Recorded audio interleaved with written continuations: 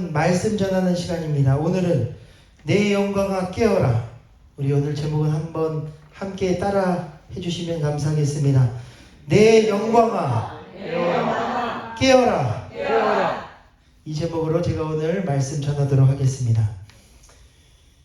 여러분, 오늘 교회와 성도들에게는 하나님이 주신 영광이 있습니다.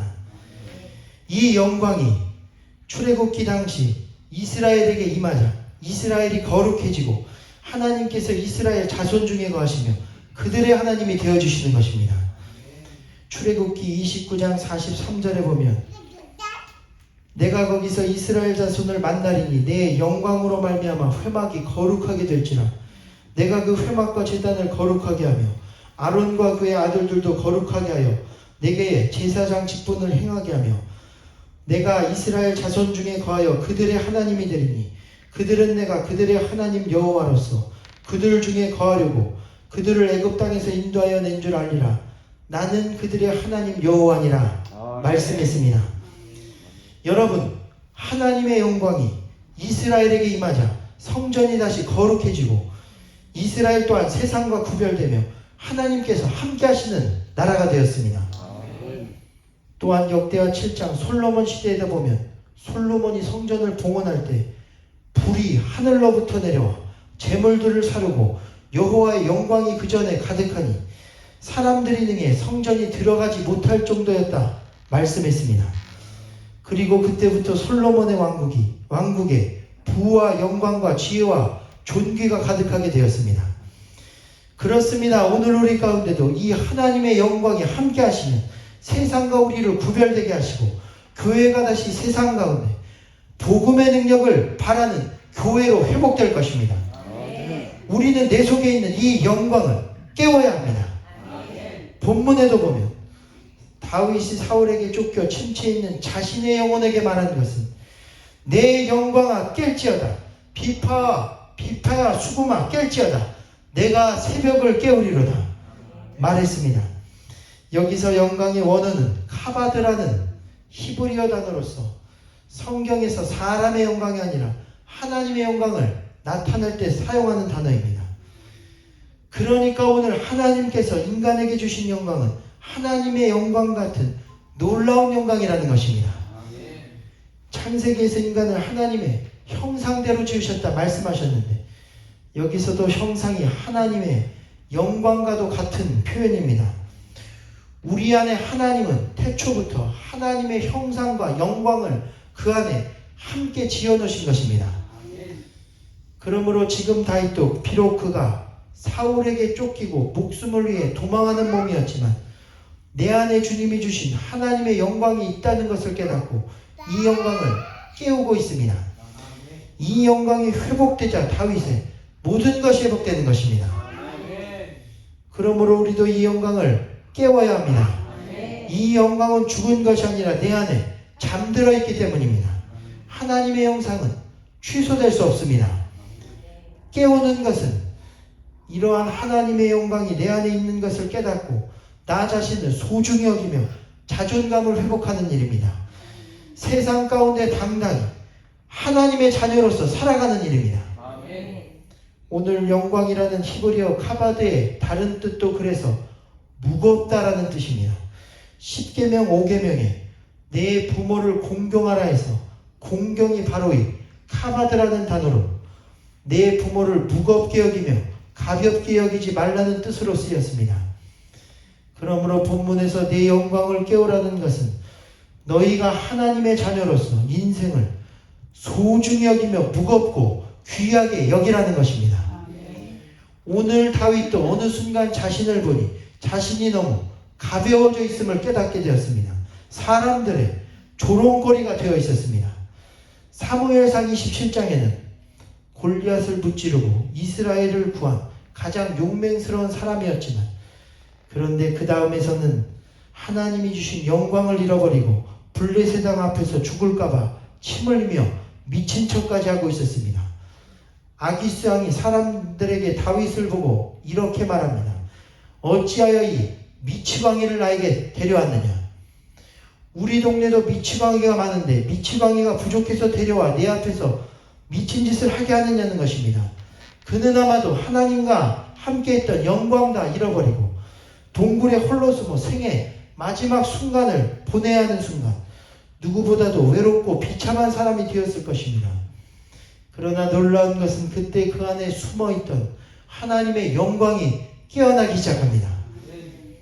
나의 영광아, 비파와 수고마, 영광의 아침이 밝아오는 새벽이요, 이제 더 이상 낙심하여 있지 말고 깨어나라는 것입니다. 여러분, 오늘 여러분도 때론 좌절하고 낙심하여 있는 모든 상황에서 내 안에 있는 하나님의 영광을 깨우며 일어서는 성도들이 되시기를 바랍니다. 삶을 귀히 여기며 하나님의 영광된 자녀로서 살아가기를 바랍니다. 그래서 여러분, 하나님의 모든 역사는 우리 가운데 잃어버린 하나님의 영광과 형상을 깨우는 역사이십니다. 하나님은 동물과 다르게 사람에게 이러한 영광을 주셨습니다. 이것이 깨어나는 순간 우리는 절망에서 벗어날 수 있습니다. 죄에서 끊어지게 됩니다. 하나님을 위해 살아갈 수 있게 됩니다. 세상에는 태초부터 두 나라가 존재합니다.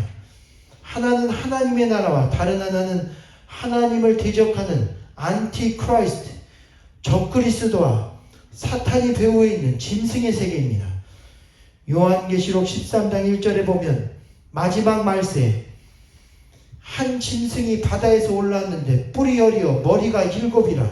그리고 그 뿔에는 10 왕관이 쓰여져 있고 머리들에는 신성을 모독하는 이름들이 있더라.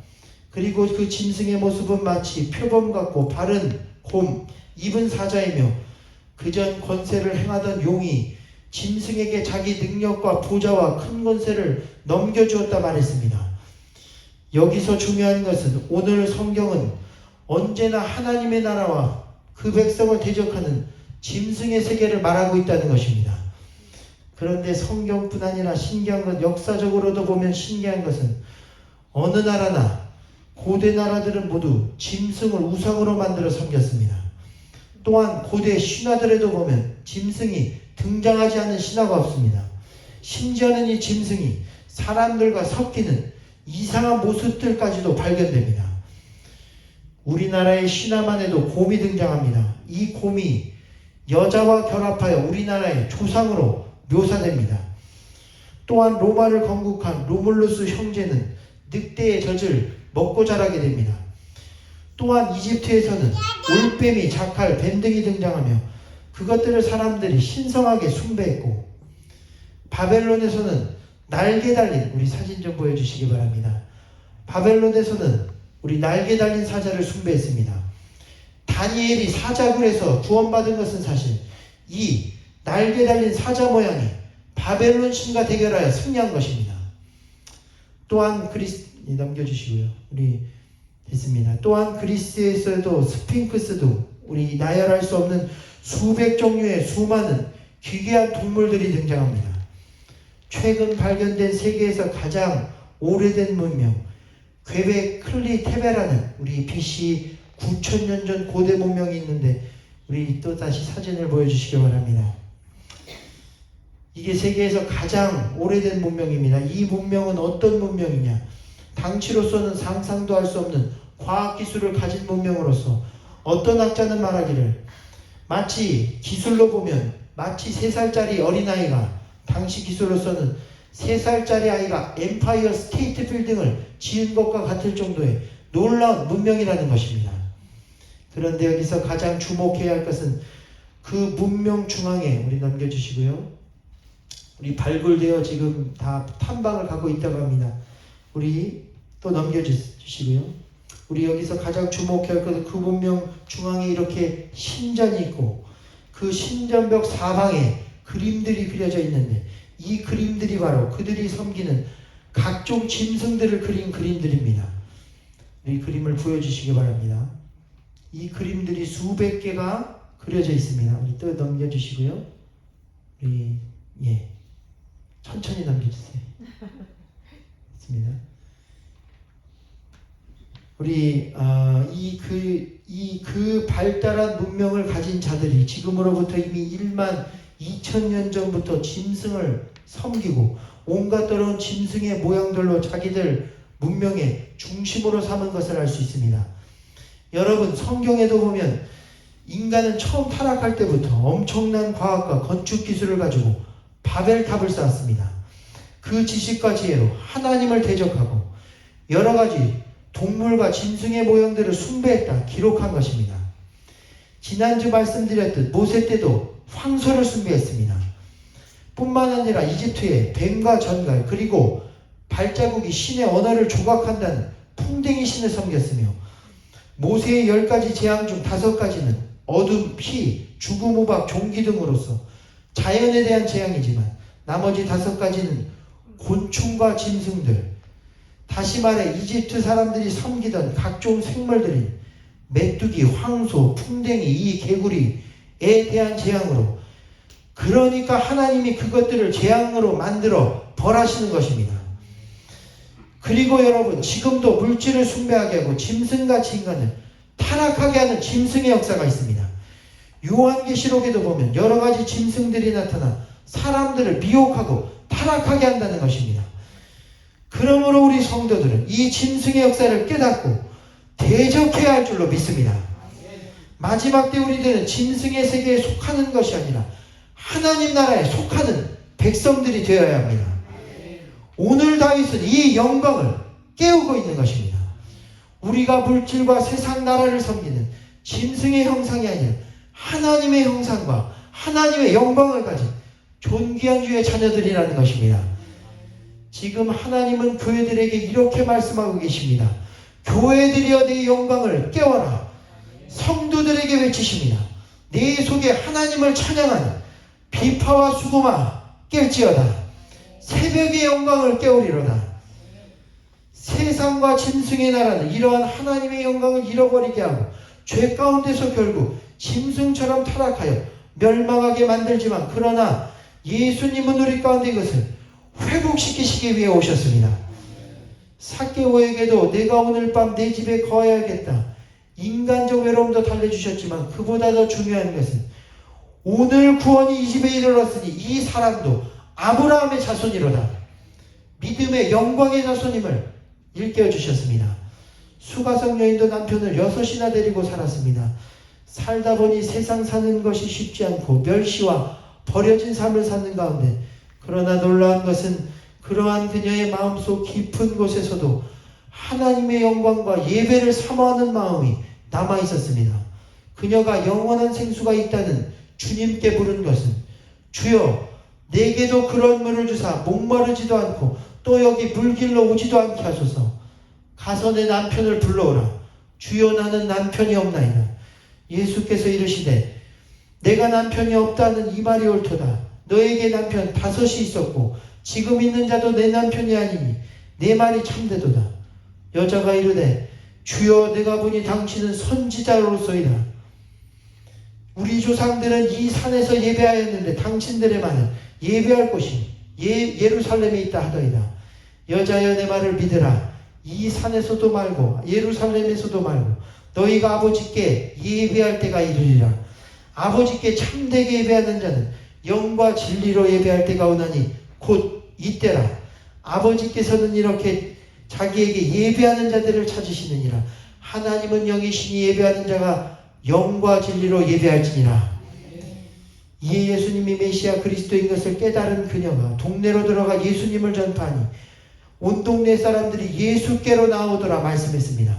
중요한 것은 여기서 비참히 살던 여인 가운데도 예수님을 통해 하나님께 예배드릴 수 있는 성도로서의 영광이 깨어나기 시작했다는 것입니다. 그리고 그들이 나가 성도가 되고 교회를 세웠습니다. 그렇습니다. 오늘 우리 가운데도 그 영광이 깨어난 사람을 성도라 부릅니다. 그 모임을 교회라 부릅니다. 이곳에 이미 하나님의 영광과 임재가 가득한 것입니다. 그리고 이것이 깨어난 성도는 절대 돈을 따라 살지 않습니다. 성공을, 세상의 성공을 쫓아 살지 않습니다. 하나님의 영광을 내 안에 가진 하나님의 자녀답게 존귀하게 살아가게 됩니다. 사람과 죄의 노예에서 벗어나 하나님의 영광과 진리를 위해 살아갑니다. 내 삶에 하나님이 필요하기 때문에 믿는 것이 아니라 내 삶이 하나님이 기뻐하시는 예배가 되기 위해 모든 것을 하는 것입니다. 또한 그렇게 하나님의 영광이 깨어난 여러분을 통해 세상 가운데 복음이 전파되고 하나님의 영광이 가득하게 되는 것입니다. 그러므로 이 시간 내 안에 있는 잠들어 있던 하나님의 영광을 깨우는 저와 여러분이 되기를 축원드립니다. 그리고 마지막으로 가장 중요한 것은 결국 이 영광이 영원한 천국까지 연결된다는 사실입니다. 일찍이 신비적 영성과 스웨덴보리도 그는 이 땅에서 천국을 가장 많이 경험한 사람으로 알려져 있는데 나중 그가 이렇게 말합니다. 나중 우리가 죽어 천국으로 갈 때 성도는 세상에서도 거듭난 변화된 영광된 모습 그대로를 간직하며 천국으로 가게 된다는 것입니다. 여기서 우리가 죄 가운데 살지 말고 깨끗하고 구별된 하나님의 자녀로서 살아야 함을 말해주고 있습니다. 또한 위대한 청교도 신앙인 존 오웬도 성도의 가장 큰 복은 그리스도의 영광에 참여하는 것이다. 그리고 그것은 천국의 영광이다 말했습니다. 결국 우리 안에 깨어나는 영광은 세상과 바꿀 수 없는 영원한 하늘나라 천국의 영광이라는 것입니다. 이 땅에서도 우리가 그 영광을 깨우고 누릴 수 있다는 것입니다. 제가 가장 좋아하는 찬양 중 아까 부른 영광일세라는 찬양에도 이런 가사가 있습니다. 영광일세 영광일세 내가 받을 영광일세 은혜로 주 얼굴 배움나니 지극한 영광 내 영광일세. 할렐루야. 아멘. 오늘 이러한 영광이 저와 여러분 가운데 있는 것을 깨닫고 이 시간 찬양과 기도 가운데 깨우시는 저와 여러분이 되기를 축원합니다. 세상과 구별되어 이 땅 가운데 천국 백성답게 아름답고 복된 성도들도 살아가게 되기를 주님의 이름으로 축원합니다. 아멘. 이 시간은 함께 기도하겠습니다. 우리 다시 한번 어찌하여 찬양하신 후 하나님 오늘 교회가 주님 성도들이 이 영광을 잃어버리지 않았습니까? 솔로몬의 영광이 주님의 영광이 가득하여 그 영광이 나라를 인도하고 교회를 인도하고 그러한 시대를 우리가 다시 한번 꿈꾸고 소망합니다. 오늘 그 영광이 우리 월드비전 교회 가운데 임하게 하여 주시옵소서. 깨어나게 하여 주시옵소서. 우리 이 시간 어찌하여 찬양하시며 간절히 통성으로 기도하겠습니다.